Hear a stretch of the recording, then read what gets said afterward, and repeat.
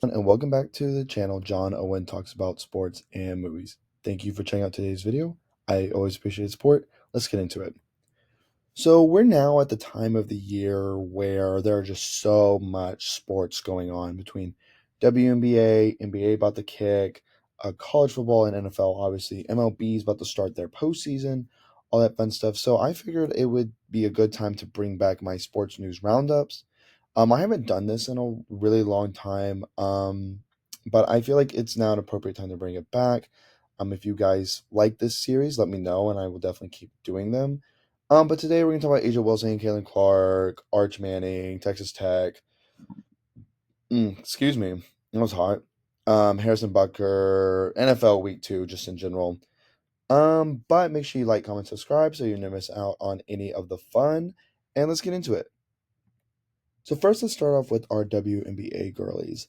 So Asia Wilson became the first player to score 1,000 points in WNBA history. She broke the scoring record last week, just in general. Caitlin Clark today broke the rookie scoring record with just a casual 35-point casual game against the Wings. I also tied the franchise record for most points scored in a game, which was really cool. And I just think this year has been an incredible year for women's basketball, which I talk about this a lot in my Caitlin Clark video that I posted a while back or here recently. Just talking about the growth and the explosion, the excitement that it brings. But of course, like we all talk about Caitlin Clark. It's also something we know about. Make sure you guys go check out my Caitlin Clark video. But I think I don't think maybe Asia Wilson's season has been like slept on necessarily, but it's definitely not been gassed up and talked about to the point that it needs to be. And I think part of the reason is that the Aces have just not been as dominant this year, especially after last year where they set the wins record. But they've struggled a lot with injuries this year, a lot. But Asia Wilson is having like a 2013 LeBron type season, like maybe the best season ever, arguably one of the best seasons ever in WNBA history. Obviously scoring record, but she is averaging like 15 rebounds a game, which is nuts, absolute insanity. Along with being a top three, top five in blocks in the WNBA, so she's the best offensive player, arguably, and arguably the best defensive player. She's just doing it both ways. Just this two-way domination is like really, really, really unparalleled. I mean, I don't think we really see this type of two-way domination um in the NBA like outside of Giannis. Um so I mean that's the type of level she's bringing, and I feel like she even dominates her game more than Giannis does, just because Giannis is still limited in his shooting capabilities. Not that Aja Wilson's pulling it from the logo like Kaylin is, but her mid range and shot creation skills I feel like are much better than Giannis's. So her game there's no wall for her. And Giannis, not that Giannis even struggles with the wall defense anymore, but hopefully you understand what I'm trying to say. I think it's just been incredible to watch. I've turned on the Ace games, from time to time, and she just goes out there and she is the best player on the court, any court she steps on. It's been incredible. And I really feel like people might be underrating them a little bit going to the playoffs just because like their record isn't as good, but their core and all stuff is not there from the last 2 years. So we'll see. We'll see if they go ahead and turn it up. But we'll talk about that in another video when the WNBA playoffs are actually about to start. And Caitlin breaking the rookie scoring record, just another incredible record for her to break. I made a whole video about this, about just how incredible she's been, so I won't repeat or regurgitate. But she's just absolutely incredible. And that's the truth. So now let's transition over to some college football. The first thing I want to talk about is Arch Manning. Um, are you kidding me? If we have a dual threat mobile Manning unleashed onto the National Football League, oh my god. Holy hell, to be honest. Um, I mean, of course, like you don't expect him to be like copy and paste from Eli and Peyton, but it's just kind of weird to see like roll out or I don't know him housing a 67-year-old or a 767 yard touchdown run, Sp- read option. He jukes a guy out and then he turns on the burners and leaves the rest of the defense in the dust. I think that's crazy. I think that's nuts. He appears, at least in this sample, in this tease we've gotten him in these last two games, or these first two games, um, seems to be legit. Or the two games that he's played in. Let me rephrase that. He seems to be totally, absolutely legit. Um, and so that's exciting. Just for college football in general, I'm so glad that Texas Tech doesn't play Texas anymore, because that means Arch doesn't have to beat us so down bad again, like he did last year, in his garbage time. Um, and to me, also it appears that UT appears to be the best team in college football right now. I feel pretty confident saying that. Georgia's struggling offensively. I need Bama to prove it a little more. Ohio State, while they've dominated who they've played, hasn't really played anyone and like proven it yet. Oregon has struggled. They played great in the Civil War game. I will give them full credit there. They played absolutely incredible, smashed Oregon State. Um, but right now to me, UT appears to be the best team in college football. Speaking of playing Texas Tech, wow, what a bounce back game for the Red Raiders. A little bit of a rough start to the beginning of the year, for my alma mater. We only win by one against Abilene Christian. We get smoked at Washington State. But, obviously having Taj Brooks helps. He was wonderful. He absolutely crushed it. Over 100 yards, touchdown. He's now only one of three active running backs in college football with 3,000 plus career yards and 30 career touchdowns. Guy's a monster. Talked about him a lot in my college football season preview. Um, dude's just dude's just great. Barron played wonderful. The one pass, and I can't remember who caught it, but it was like a wheel route. He zipped it right over the defender's hand. I mean, just you could not have thrown a better ball. That's where I'm okay with Barron's kind of gunslinger mentality, is because you get stuff like that, you get plays like that. You just gotta kind of take the good with the bad, because what's good is really, really, really good, and what's bad is not like the most awful we've had, especially in the time that I've been, you know, watching tech football, and especially when I was in school. Quarterback play has not always been fantastic, but no, Red Raiders went big. They exploded in that second quarter. I was at a watch party here in Washington D.C. Shout out Texas Tech DC alumni chapter. But yeah, we were at this watch party, and then all of a sudden we just scored 21 points in a minute. Defense played great, pick sixes, fumble recoveries, long touchdown runs, long touchdown passes. Red Raiders played great. And of course I don't expect that type of domination to continue all year, but it is giving me confidence that we're at least capable of playing to that level. Maybe we can reach the expectations where I said I wouldn't be surprised if Tech won 8 games this year. Um, but they played great, and so I was really happy. It was a great, great start to my Saturday. Absolutely wonderful. Some other college football stuff I want to talk on. Before we get into Florida State, let's talk about Travis Hunter. The man is a cyborg. I don't know how sustainable this is, if he's actually gonna be able to do it all year. But I think him and Shador Sanders are so good that it doesn't really matter how not good the rest of Colorado is. They're so good they could beat anyone on any given Saturday that they play on their schedule. And I mean that legitimately. They just have this takeover star power that's unmatched in college football, honestly. But specifically Travis Hunter, I mean, the guy was their leading or had 100 yards, two touchdowns, and a pick. Played an ungodly amount of snaps. I mean, the dude's just incredible. Him and Shohei Otani right now are doing like all this nuts two-way stuff. It's just nuts. It's nuts. I think those guys are just incredible. Just want to give a quick shout out to Travis Hunter. And let's talk about Florida State real quick. Wow, what?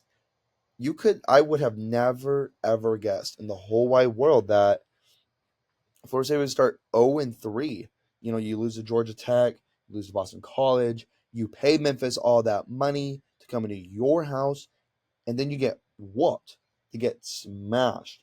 Um, and I'm not gonna be like, oh, it's so funny that they were complaining about being in the playoff, not being in the playoff, and now look at them now.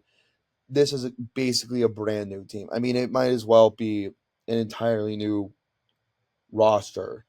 Um, Same logo. Mike Norvell's still there, but I think part of Florida State's woes is, and this is like I said, part of it is they're very, very, very heavy on the transfer portal, and they have not kept up their recruiting level to the point where you're going to compete with the big dogs. You know, like Florida State's supposed to be. It's one of the most storied programs in college football history. But it's just been fascinating to watch them fall off like this. DJ Ugalave simply cannot play quarterback at a college level. I don't know what happened to the guy who in 2020 came in, played great against Notre Dame, was the heir apparent to Trevor Lawrence, and now is a guy who just can't play quarterback. Now, it's also not helped that his receivers have horrific drop problems. In the glimpses that I watched in the Florida State game, it looked like watching the Chiefs last year. You know, as how bad the drops were. It's just so interesting to see whenever like a big program just has like an absolute shit year. And unfortunately, it's Florida State's turn. Texas won like 4 games a few years ago. Michigan only won 4 or 5 during the COVID years. Like this happens. This happens. Like it's not like Florida State's done or they're washed or they're cooked, but it is just fascinating to see when this happens. And I think it honestly puts Nick Saban's run as the Alabama coach in even more perspective. But another video for another time. Now let's move over from college football to NFL. Let's start with the Chiefs game. I know this was probably the most high profile game of the week. Um, I know I already have seen everything about the rhetoric where the Chiefs get bailed out again, right? And here I am again saying like it was a pretty obvious clean cut pass interference, right? Like they had to call that. You can't hit a guy in the back before the ball gets there. You can't do that. You can't do that. Also, there was a penalty on the Chiefs that wiped out the fourth down conversion the play before. So it's not like they were not calling penalties against the Chiefs late. This is actually the one time I can think where they actually called a penalty against the Chiefs late. Um, so I don't want to hear it. Great 2 weeks. You know, you beat the Ravens, you beat the Bengals, two of your biggest competitors in the AFC. Um, great start to the year. Rasheed Rice has been good. Xavier Worthy's been excellent. Pack played like hell today, but whatever. You have a stinker from time to time. It happens. But I think the Chiefs, they are just this core, this Pat, Travis, Andy Reid, Butker, uh, Steve Spagnuolo core has just been through so much, just so much game time experience. I mean, you got to think since Pat has been there and has been starting, the earliest they've been out is the AFC Championship game. They've just played an ungodly amount of football, like more football than. I mean, the only people I can think that have played more football than them over a 6 year stretch was probably like Tom Brady's and like those Patriot teams. Now, granted, that was like an 18-year stretch, right? Like it was even crazier. It's they did that shit for 3 times as long as the Chiefs did, which is nuts. Which is nuts, right? But that's another conversation. But there's just nothing you can throw at the Chiefs now where they haven't seen it. There's no coverage Patrick hasn't seen. There's nothing that they haven't beat. There's no situation that they haven't overcome. So honestly, it's another cakewalk. To have Harrison Butker, who as a athlete is a pleasure to have on your team. Maybe not necessarily as a person, but that's okay. You know, it's all right. It's a truth, right? But whatever. But to have like such a pleasure of Harrison Butker to be able to be like, yeah, we don't really need to drive the ball down that field, and he just nails a 51 yarder, no sweat, just crushed it, and it good. It was good. I was like, let's go, Chase Kingdom. Next, these 2 points are related. First, I'm going to talk about Marvin Harrison Jr. and Kyler Murray and the Cardinals, and how that relates to Bryce Young. So first off, Marvin Harrison Jr. proved why he was so highly touted as this all-time receiver prospect, especially after playing so bad in the opener, or just being so limited in it. There was actually a few routes that I saw clips of him being open, and just the ball didn't find his way. But he had two long touchdowns, just absolutely incredible. He was incredible today. And it's nice to see someone that like, you were right on, or that you were so high on, perform well. And Kyler Murray, I know he's like kind of maybe got an odd personality, is really into Call of Duty, but man, he is such a fun watch. His ability to scramble and move and throw the ball at his size, it's unprecedented. I really can't think of anyone else that has his mobility and throwing ability at that height. Of course, like you think of like short king quarterbacks, you think of Drew Brees, but Drew Brees wasn't running around doing spins and stuff, like Kyler was. And of course, there's like some more mobile quarterbacks, like Michael Vick and Lamar aren't as small as Kyler Murray. Randall Cunningham certainly wasn't as small as Kyler Murray. Um, so I think he's just such a interesting, fun watch. He's just fun. He's fun to watch. Of course, like a lot of quarterbacks are, but um, to see him running around like a child that stole something and they're not supposed to have, I think is so much fun. And I saw a TikTok about this today, so I'm parroting from Anthony, who, if you don't have follow him on TikTok, he makes NFL content. He's wonderful. He's great.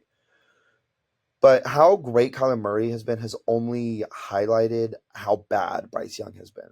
And this one hurts because I was really high on Bryce Young in the pre-draft process, and I gave him a pass for last year, and I was gassing him up pretty good in my NFL season prediction video, which you should check that out as well. But his athletic ability has just not transferred. It just hasn't. His escapability, his magician like. I mean, he was getting Steph Curry type comparisons, as far as his magician esque-ness. Not a word, whatever, another point. And that just has not translated. He's just been bad. They cannot move the ball down the field. They've just been horrible. Um, because like Bryce Young was getting a lot of Kyler Murray comparisons, mobile short quarterbacks from SEC schools, but and Heisman Trophy winners, lots of parallels, but um, and it just has not lived up to that. And I think it only highlights how exceptional Kyler has been, the fact that he's been able to overcome his size limitations and honestly be as good as he's been. I just want to like noted that real quick because I thought it was a really interesting comparison, a really interesting parallel to draw. And the last thing I'm gonna touch on today's video is Alvin Kamara and the Saints just going and beating the brakes out of Dallas. I'll be honest, I did not see this type of explosive and offensive capabilities from the Saints. Did not have that peg for them. But obviously, Alvin Kamara, he had 4 total touchdowns. I think what I've been the most surprised about is the Saints' ability to stretch the field still. I did kind of mention it briefly, but they will just throw the ball deep all game. And it was great, and I also don't like the Cowboys. So it was so nice to see them get beat down. But that's my last point. We've covered a lot today, and I appreciate everyone watching today's video. As always, like, comment, subscribe so you never miss out on any of the fun. Check out the link content above, and have a great day. Thanks.